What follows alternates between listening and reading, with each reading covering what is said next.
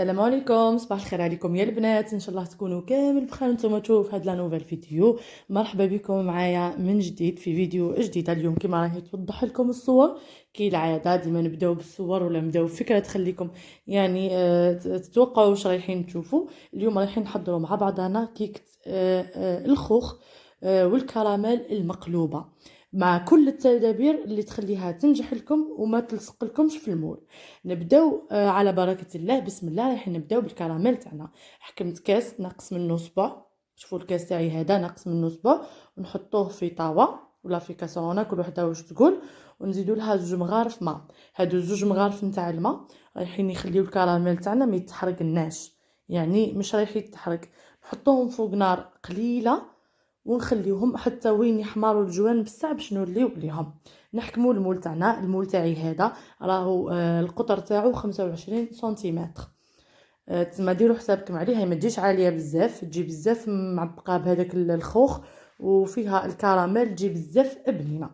ندهنوه دهنه مليحه بالزيت، ونزيدوا رشه نتاع الفارينه، رشه تكون مليحه نتاع الفارينه هكا باش ما يلصق لكمش الكيك في الجوانب نتاعو. هاد الوصفه يعني من النصائح المعمول بها، لازم ديما يكون عندكم بابي كويسون. البابي كويسون هذا راح يساعدكم باش ما تلصق لكمش الكراميل في المول.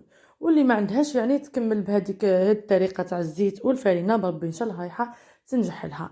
لهنا كيفاش رايحين نخدموا الوحده لو فون تاع السنيوه تاعنا باه ما تلصقناش، وباش نتحصلوا على بابي كويسون يكون بالشكل ولا يكون بالحجم نتاع السنيوه نتاعنا. شوفوا لهنا حطينا هذيك الشوكه تاع هذيك الكاريه اللي درناها، حطيناها في المركز تاع هذاك السيركل ولا تاع السنيوه، ومن بعد نقصوا بالمقص على حساب السنيوه تاعكم. كل وحده وكيفاه، يعني الصوره راهي تعبر على واش حابه نقول لكم. لهنا راني غير ريقل فيها باه نتحصل على الشكل يعني سوا هكا، باه ما يطلعليش هذاك البابي كويسون على الجوانب، ويجيني الشكل نتاع الكيكه تاعي من بعد، يعني جهه طالعه وجهه هابطه كيما راكم تشوفوا. نسويوه مليح ونجيبوه رايحين نحطوه ونعدلوه ونستفوه في السنيوه من الداخل هكا، باه من بعد كي نحيوه ما راحش يلصقنا، ما تلصقناش يعني هذيك الكراميل في السنيوه. نرجعوا الكراميل تاعنا لهنا بعد ما بدا يعني يحمر. شوفوا لهنا كي تحطوا الماء وتحطوه فوق النار ما تخافوش منه. لهنا راح يبدا شويه يتفتت لكم هذاك السكر، تقولوا فسد، لا خليوه يدوب بعقله. كي يبدا يدوب كيما هكا نحركوه حتى وين يدوب السكر تماما. نزيدوا له ملعقه كبيره نتاع الزبده نخلطوها مليح، ونزيدوا لها ملعقه من كريمه من الكريمه. لهنا الكريمه ونخلطوها مليح كيما راكم تشوفوا فيا ندير حتى وين تحصلوا على كراميل وتطلع الريحه تاعو. لهنا شوفوا اللون تاعو راهو تبدل تماما، شوفوا راهو غامق، اللون تاعو راهو غامق كيما راكم تشوفوا. لهنا واش رايحين نديرو، نهزو الكراميل تاعنا عادي نحطوه في السنيوه نتاعنا نستفوه مليح الكراميل. ولهنا الكراميل كي تستفوه في السنيوه مش رايحين تحطوا مباشره التفاح ولا الخوخ، باسكو هذه الوصفه تصلح مع الخوخ وتصلح مع التفاح. لهنا مش رايحين تحطوا فوقه هو سخون، تخليوه حتى الكراميل هذاك يحكم روحو رايح يجمد لكم شويه. كي يجمد لهنا نروحو نقصوا الخوخ تاعنا ونوجدوا الكيك تاعنا ساعه باش نحطوا الخوخ. يعني الخوخ يتحط دقائق قبل ما تحطي الكيك فوقه هكا. هذه نصيحه من النصائح باه ما يلصق لكمش الخوخ وباش تبقى لكم يعني النكهه تاعو الريحه تاعو تجيكم بنينه. نروحوا للكيك تاعنا رايحين نحضروه. نحطوا 2 بيضات بدرجه حراره الغرفه كما راكم تشوفوا فيا ندير. البيض لازم يكون بدرجه حراره الغرفه، لكن عدتي مزروبه وجبتيه من الفريجيدير حطيه يعني في باسينه يكون فيها ماء دافي ولا ماء شوي ميل سخون هكا باش تتبدل الحراره تاعها. نزيد لهم رشه نتاع الملح، ونزيد لهم ملعقه مليحه نتاع لافاني، ونزيد لهم 2 ملاعق كبار بومبي نتاع السكر. لهنا السكر نورمالمون نحطو 4، لكن مع الكراميل وهذيك تجي بزاف حلوه الكيكه تاعنا. يعني اللي تحبها تجيها حلوه تزيد السكر، تحط 4 مغارف كبار نتاع السكر. حبيتها تجي السكر تاعها معتدل خلي 2 مغارف سكر، باسكو من بعد الكراميل وهذيك رايحه تكون حلوه. نخلطو مليح هاد الخليط تاعنا بالفوي مش شرط يكون عندك يعني باطور، ولا تقدري تخدمي اللي عندها باطور وحابه تهني روحها يعني وما تتعبش روحها دير، اللي ما عندهاش يعني بالفوي كيما راني ندير انا. حتى وين تشوفوا الخليط تاعكم بدا يتبدل اللون تاعو. لهنا واش رايحين نجيبو نص كاس زيت ونحطوه تدريجيا للخليط وحنا نخلطوه حتى وين يتغير اللون تاعو. ومن بعد رايحين نزيدو نحطو نص كاس نتاع الحليب تاعنا لازم يكون دافي، ما تجبدوش من الفريجيدير وتحطوه ديريكتومون الكيك تاعكم رايح يفسدهولكم.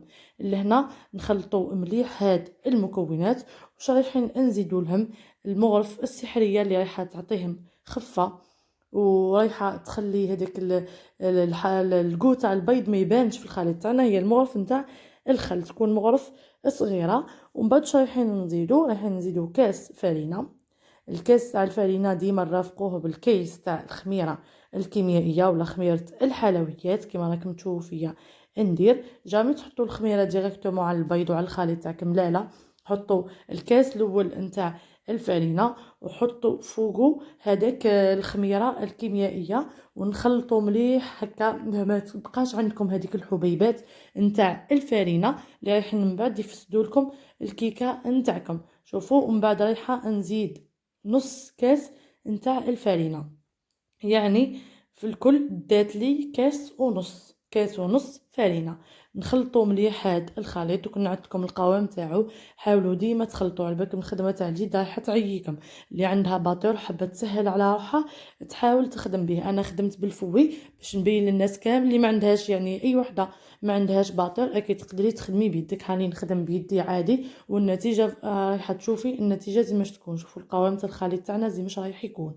لان في هذه المرحله بعد ما حكم لي هذاك الكراميل روحو يعني بدا شويه يجمد، نجيب الخوخ تاعي اللي يكون قطعته يكون الخوخ. حاولوا تخيلوا الخوخ هذاك يعني اللي حاكم روحو مش هذاك اللي دايب يعني طايب بزاف. شوفوا خوخ يعني يكون شويه مش يعني الطياب تاعو بزاف. شوفوا لهنا نستفوهم كل وحده كيفاش تحب تحطهم، تحطيهم بشكل طولي حطيهم كيما تحبي كل وحده والذوق تاعها. نحطوهم نستفوهم مليح في السنيوه نتاعنا. ومن بعد نروحوا نجيبوا الخليط تاعنا نزيدو نخلطوهم مليح كيما راكم تشوفوا لهنا. راني نستف في الخوخ وراني درتو يعني خشين ما نديروهش رقيق. لهنا على قد ما ديروه شرائح رقيقه من بعد راح يتحرق لكم. لهنا من المستحسن يكونوا شرائح كبار هكا باش يبان الكو تاعو ويجي بنين في الكيكه نتاعنا. نحطوا الخليط نحركوا السنيوه دوك تعدل يعني وحدها ونحطوه يطيب. ديجا الفور تاعي قبل ما نبدا نخدم حطيته يعني يسخن. لهنا راح نحطوا السنيوه نتاعنا في النص تاع الفور ونبقطوا لها من تحت ونخليوها طيب. كي نشوفوا الحواف تاعها بدات تحمار لهنا رايحين نطفيو عليها يعني يولي الفور تاعها يعني سخون. وشافتها باللي حمارت من الفوق ما قال لها تبقط عليها من الفوق. واللي الفور تاعها يعني ناقص شويه تبقط عليها من الفوق. انا تاعي شوفوا زيما راهي حمارت لي باسكو الفور تاعي سخنته مليح. لهنا باش نعرفوها كيفاه طابت ندخلو عود من الاعواد الخشبيه في الكيك تاعنا. لا خرج لنا ناشف يعني الكيك تاعنا راهو طايب. لهنا رايحه نحلوها.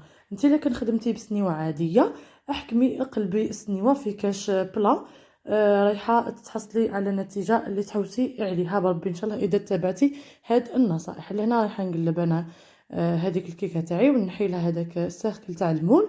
شوفوا زيما هاو البابي كويسون مازلت ما نحيتوش نحاولوا نحيوه. شوفوا كيفاش جات هذاك الكراميل تاعنا داب يعني وعطانا نتيجه ولا اروع. نتمنى يعني الوصفه نتاع اليوم تكون نالت اعجابكم، واللي تجرب الوصفه وتعجبها تخلي لي كومونتير هكا باش تشجعني. وانتي اللي بقيتي لهنا وصلتي معايا لهاد المرحله من الفيديو نتمنى لكن اول مره تشوفي القناه تاعي ديري لي جيم وتخلي لي تعليق مليح وتفعلي الجرس هكا توصلك كل الفيديوهات نتاعي. ولهنا نشوفوا كيف انا رايحه نقسمها لكم. شوفوا جات هذاك جا الكيك جا منفخ يعني قاعد يسفنج من الداخل وجا طري وهذاك الكراميل دايب. شوف يعني من اروع ما يكون. نتمنى الوصفه نتاع اليوم تكون نالت اعجابكم ونتمنى تدعموني بالبارطاج هكا باش تكبر العائله نتاعنا. وفي اخر الفيديو ما بقى لي غير نقول لكم تهلاو في روحكم وبقاو على خير. للملتقى في فيديو اخر ان شاء الله والسلام عليكم.